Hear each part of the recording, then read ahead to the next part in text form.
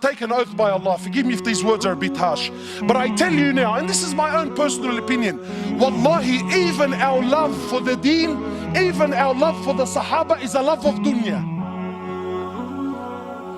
Nobody here loves Umar ibn al-Khattab, most loved, probably one of the most loved. He's definitely my favorite.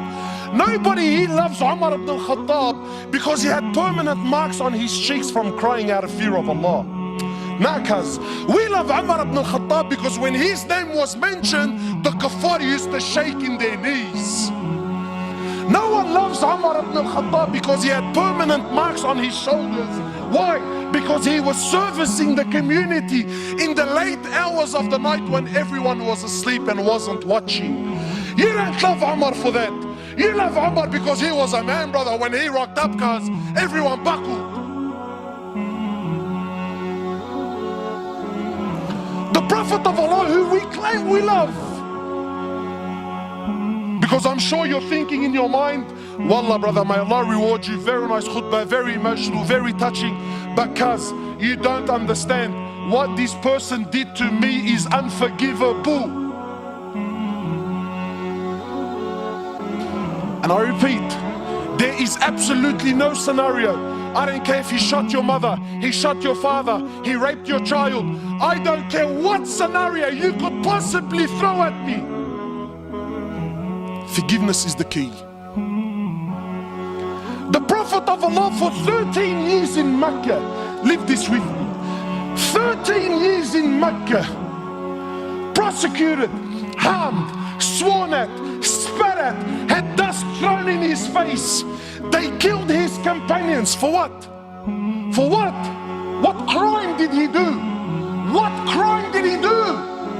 What? He looked at someone's sister? What? He didn't cough up his money at the end of the business transaction? What crime did he do? 13 years. They boycotted him and his family for 3 years. Sahaba said we were eating the leaves of the trees until our droppings became like the droppings of animals for 3 years. For what? What crime? They divorced his daughters. Sumayya radiallahu in front of the Prophet, publicly. I'm not telling you, Allah, you know what, that they started sending around a WhatsApp video about what. No. Publicly, live, in front of the Prophet and his companions, they grabbed Sumayya, a woman. They grabbed her publicly. They opened her legs in front of her husband and her son, and they rammed a spear into her private parts until they killed her. They exiled him from his land, Mecca, exiled him for 18 months in Medina. 18 months he was crying. Why? Because he was missing the Kaaba so much. They stabbed his pregnant daughter. As a result, she lost her child. 8 or 6, a few months later, she ended up dying in Medina.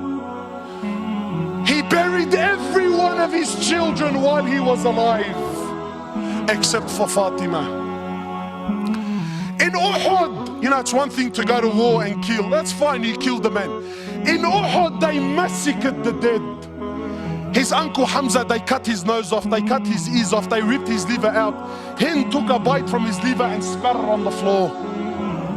Sahaba said when the Prophet of Allah seen Hamza, we never seen him cry like he cried when he seen his uncle Hamza. In narrations, he prayed janazah for his uncle 70 times. So much hurt and so much pain. For years. And then when Fatah Mecca came,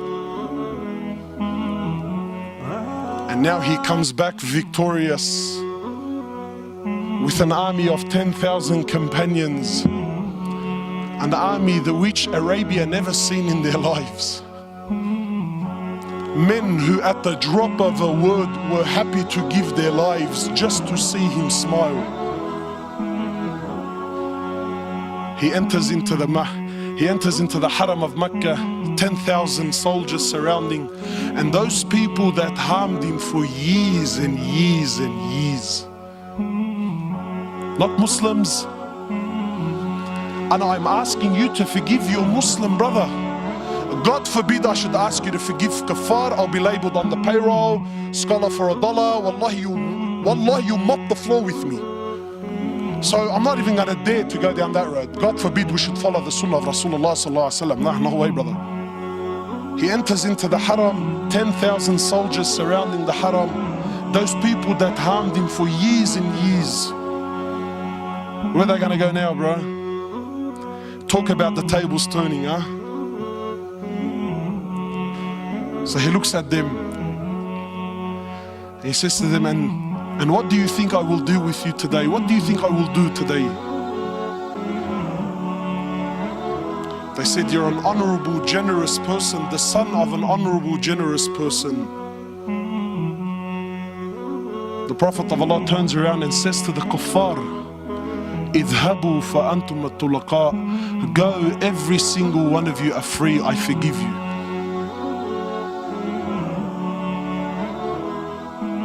Where's this sunnah in our lives, man? Where's this deen?